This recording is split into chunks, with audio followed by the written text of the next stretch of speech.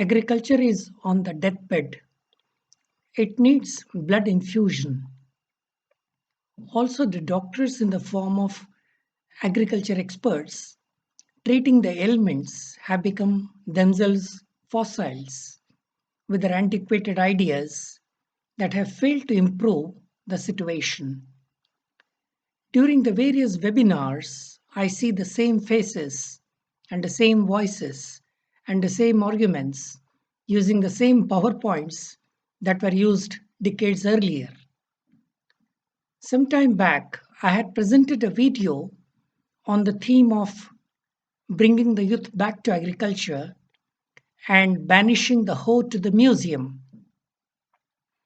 I had argued that the agriculture has lost its charm and the lure of jobs in the metro cities was driving the youth in thousands to the cities, adding to the existing load. The pandemic that is raging in all the continents and has not shown any slowdown is having a deadly impact on agriculture. Food security agenda is on top of every other concerns.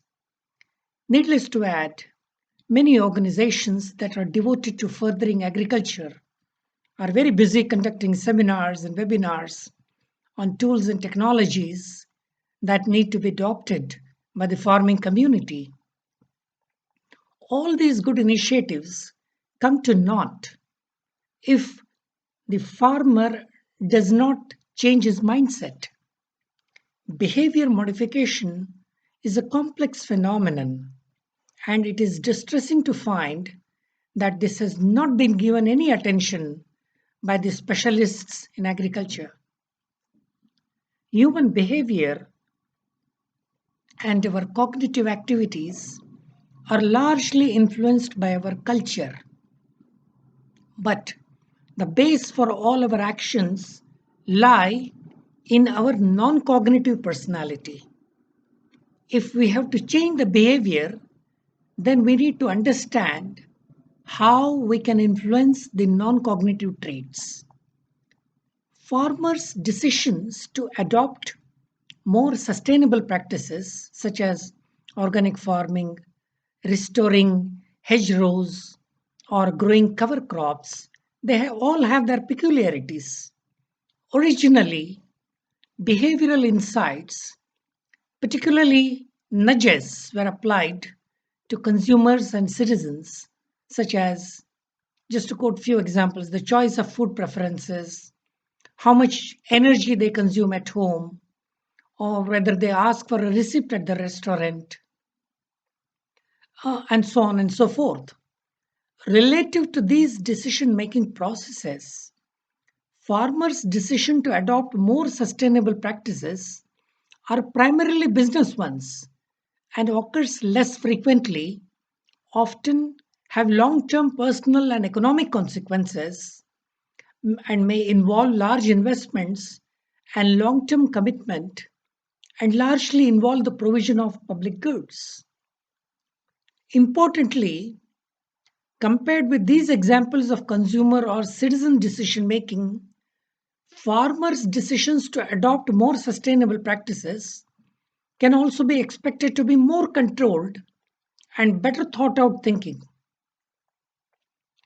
This does not mean, however, that these decisions are free from the heuristics and biases, nor that the outcome will be rational.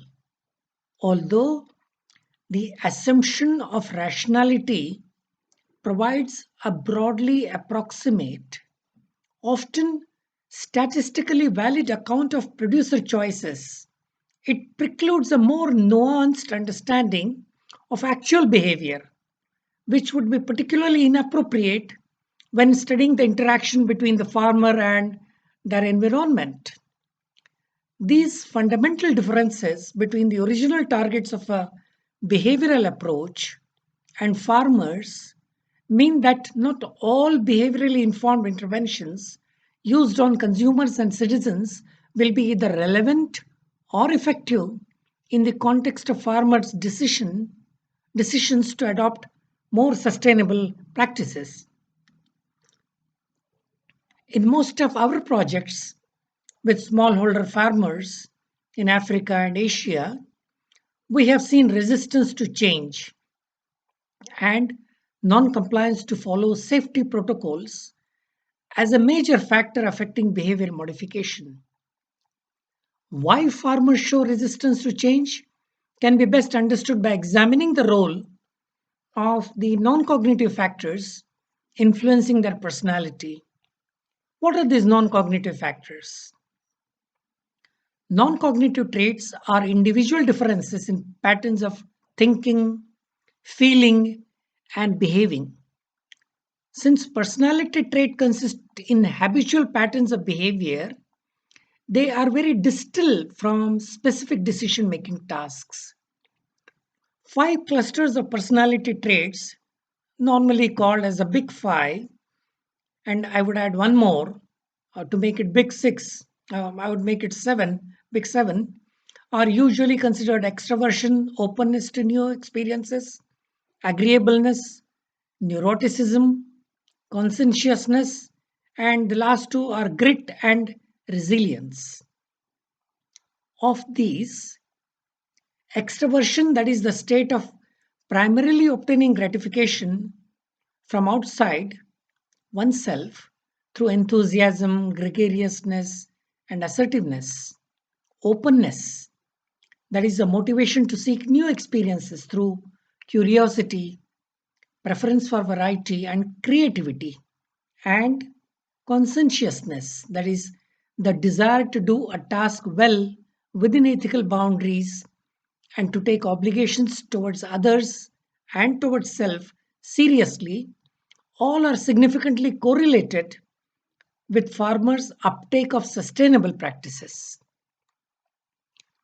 Along with resistance to change, risk tolerance is another factor affecting behavior modification.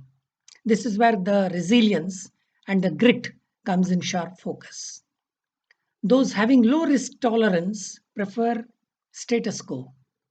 Those who have moderate to high risk tolerance exhibit entrepreneurial mindset and are willing to adopt new farm practices, including crop diversification and adoption of more mechanization.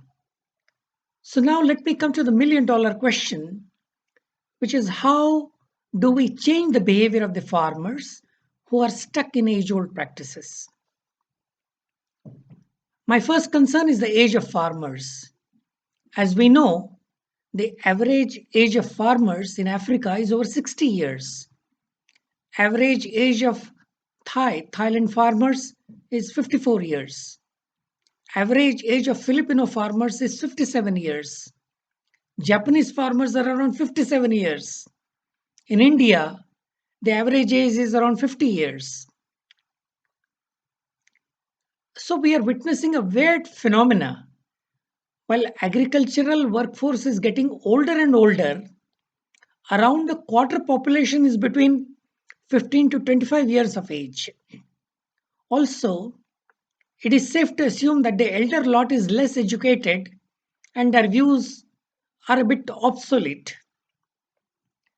Another curious aspect is while farmers are getting old, even the experts and the advisors are also old and set in their old fashioned ideas and opinions, which are well set and difficult to change.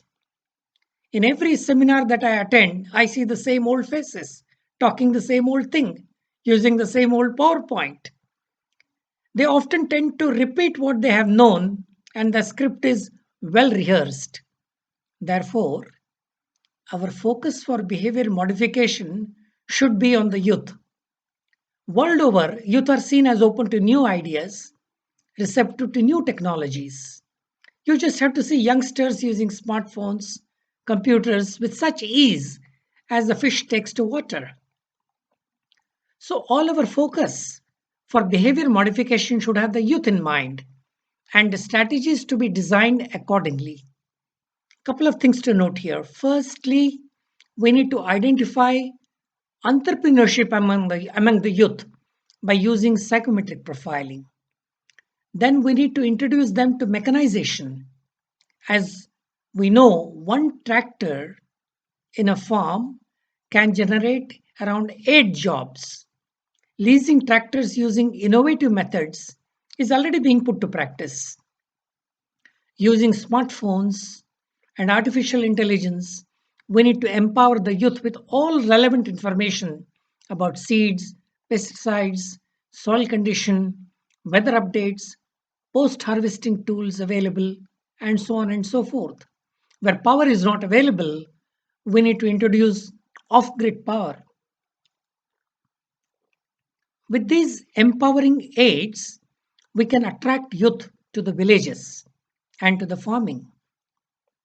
Then we need to create clusters of excellence that can be widely publicized using word of mouth as well as via net. To back up all this, we need a kind of a social movement that encourages and recognizes the return of youth to villages. Social recognition is a very powerful motive that can bring about positive behavioral modification and can create the ripple effect. In conclusion, I would like to say that time has come to motivate the youth to take to agriculture and replace the elderly. In the same vein, young scientists need to take over from senior experts who possibly have outlived their utility. While banishing the hoe to the museum, we need also to remove fossils and dead woods and replace them with young blood. And I think that is what will bring about the agricultural revolution and solve the problem of food security, particularly in the light of the present pandemic. Thank you.